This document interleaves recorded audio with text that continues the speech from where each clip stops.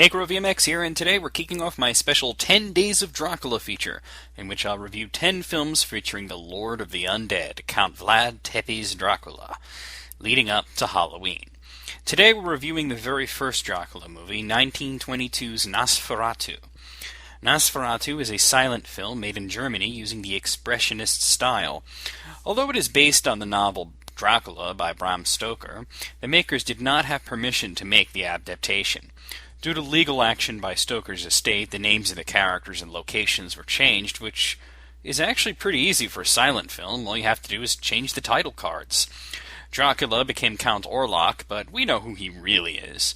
Since then, the story and film have both fell into the public domain, and most modern prints in English have restored the names to those of Stoker's novel, and they have acknowledged the novel as the source in the credits. Nosferatu is interesting mainly for two reasons. The first is that, well, it is a silent film.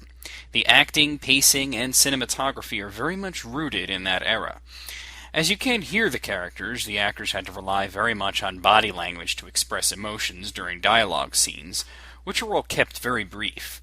This is exacerbated by the fact that there aren't many title cards. The bulk of the film's story is told by movements and expressions. The second reason that the film is so interesting is because of the German Expressionist style.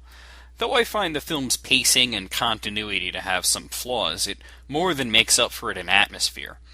I could imagine people of the era who weren't familiar with Bram Stoker's novel to be somewhat confused, as sometimes scenes change abruptly between Transylvanian England, and the narrative jumps from character to character very quickly. While it's not exactly coherent at times, perhaps due to the source material's complexity compared with many other silent films, the film is always entertaining for its use of stop-motion effects, silhouettes, and body language. Max Schreck plays Dracula, or Count Orlok, and surprisingly little makeup was used to cramp the creepy look. Even before you know Dracula's a vampire, you know he's creepy. The way he stares without blinking, the eerie, disjointed way in which he moves. It's just great acting and great filmmaking. By contrast, Jonathan Harker, as played by Gustav von Wagenheim, shows a good deal of character change. He starts off as a very happy-go-lucky guy, always with a big shit-eating grin and a bouncy walk.